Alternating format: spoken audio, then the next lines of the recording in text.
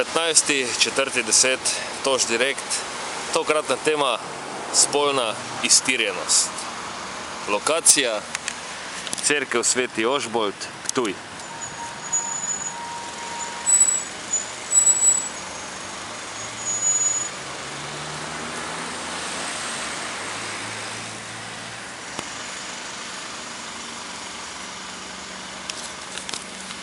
V preteklih letih, mesecih, tednih je pogosto govora o pedofiliji, ki jo izvajajo duhovniki, župniki, duhovniki, tudi višji rangi, kakšen škof se najde med njimi in tako naprej.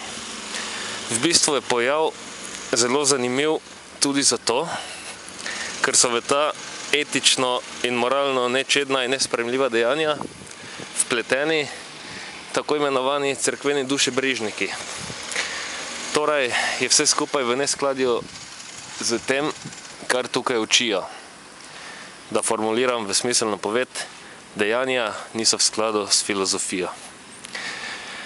Treba se vprašati, čemu prihaja do spolnih iztirjenj. Vmes je seveda tudi pederaštvo, lezbičarstvo, denimo, da je samostalnik za biti lezbika, lezbičarstvo, morda tudi lezbaštvo.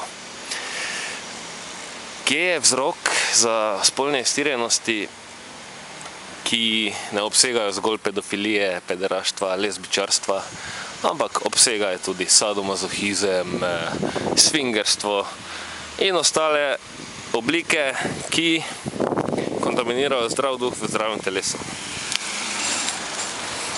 Bistveno se je zavedati, da so moški v rimsko-katoliški cerkvi na psihološkem udaru zato, ker morajo bivati v celibatu.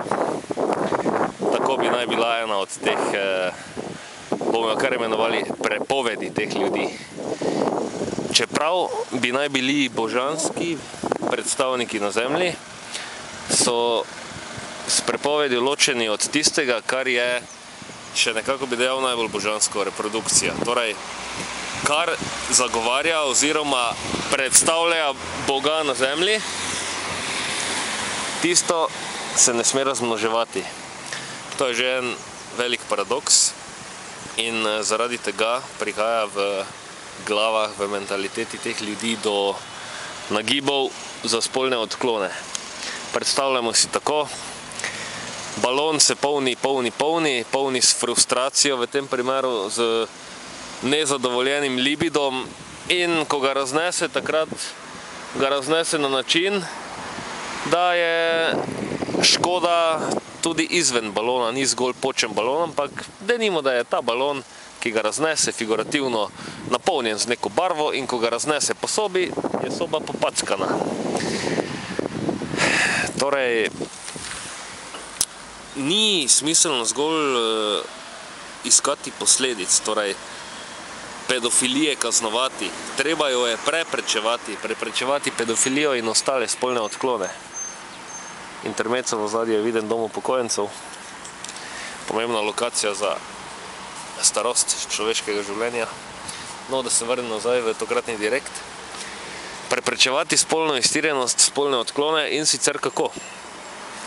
Da se nekaj prepreči, je treba najprej vedeti, zakaj nastane, kaj je vzrok nastanka. Nastanek tega je pogojen s celibatom in na tisti višji filozofski ravni je pa to dejstvo omejevanja zgolj na Boga kot moški spol, nekega božanstva. Mnogo ljudi v svoji veliki zmoti govori tudi zgolj o stvarstvu. Treba je imeti idejo, da nastane stvar, torej idejstvo in stvarstvo, če se že poslužujejo te terminologije. Ta zelo pereča klica je omejevanje zgolj na Boga. Samo Bog, samo Oče. Oče naš. Da nekaj nastane, živo bitje nastane, je potrebna mater in oče. Torej, mater in pater. Pater je latinsko ime za očeta, tudi vemo, da se duhovniki imenujejo v nekaterih primerih spater. To je toliko, da veste, od kje prihaja ta izraz, latinsko ime za oče je pater. In v bistvu to izključevanje ženskega lika v rimsko-katoliški cerkvi obstaja zgolj pater. Mater je pa potisnjena na stranski tir. In to pomanjkanje ženskega lika, pa denimo, da bi dejali, da sta tako kot je spol, pol. Da je en od obeh plus, en minus, pa denimo rečemo, da je moški minus, ponazori denimo spolovilo vzborjeno v stanju minus, ženska je plus, vzborjena vagina kot plus, in ko se plus in minus uravnoteženo združujeta, nastaja energija in iz energije tudi materija.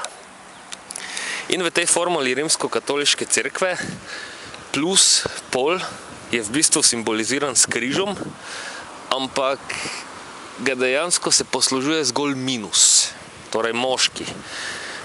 Veliko oziroma pretežno oblast v rimsko-katoliški cerkvi imajo moški, imajo tudi tiste plemenite svečane obleke, vodijo pomembne obrede, medtem ko so ženske uniformirane v nune in resnici na ljubo zgledajo nekatere prav bedasto. Pokrite so skoraj vse enake in če jo v kakšni smešni situaciji srečaš, padeš tudi v smeh. Žal je resnica taka. In povedati želim pa tole. Rimsko-katoliška cerkev ponižuje ženski bit in bistvo. Zato, ker jo daje na stranski tir, na terciarni, kvartarni, pa morda še kakšenkoli segment. In zaradi tega neskladja med spoloma pride do tiste miselne energije skozi več procesov, ampak to je tista glavna klica, zakaj to nastane, do potrebe po spolni odklonskosti.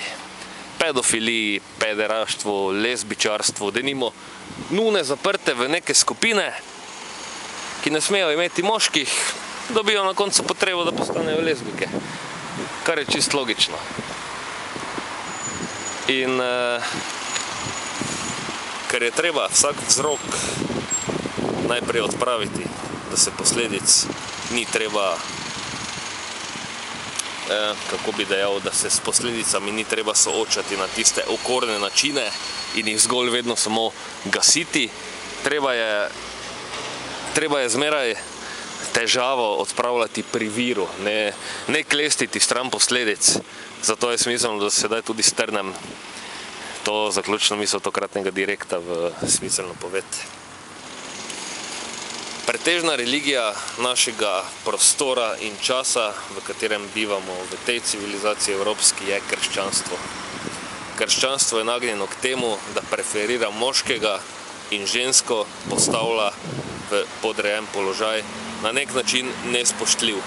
S celibatom omejuje povsem naravno potrebo po spolnem združevanju, kar v moških in tudi ženskah, v patrih in v nunah, seveda tudi vseh ostalih funkcijah, ustvari potrebo po sproščanju te nakopičene energije v kakršnekoli kanale že. Ker je filozofija kontaminirana z neresnicami o bistvu sveta in ker preferira zgolj Boga, boginje krščanstvo aktivno ne omenja, zaradi tega pride v miselnih segmentih ljudi do potrebe po spolni odklonskosti. Da ne bom zgolj kritiziral, še na svet, spolno odklonskost oziroma vzrok za spolno odklonskost se odpravi tako, da se ženski določi relevantna in realna vloga in da se prakticira religijo, kjer vsaka posameznica in vsak posameznik prejme možnost ustreznega razvoja in doseganja lastnega jaza. Preden se bo to do konca uredilo, oziroma dokler to ni urejeno, ni realno pričakovati bistvenih sprememb in bo zgolj šlo zmeraj za odprave posledic.